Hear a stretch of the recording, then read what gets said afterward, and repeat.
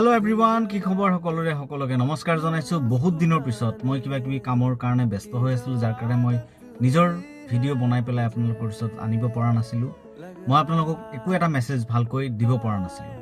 ভাবিলোঁ আজিৰ পৰা আকৌ মেছেজবোৰ দিয়া ষ্টাৰ্ট কৰিম। তাৰ কাৰণে ভাবিলোঁ আজি এটা সুন্দৰ মেছেজ আপোনালোকৰ মাজত মই লৈ আনিছোঁ।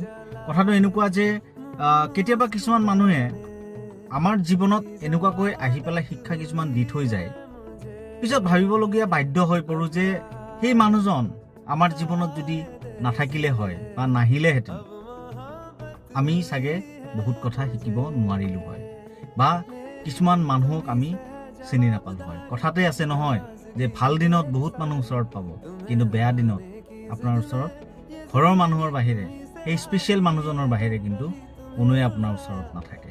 সেইকাৰণে কেতিয়াবা কিছুমান কথাই বহুত কথা আমাক শিকাই থৈ যায়। Thank you.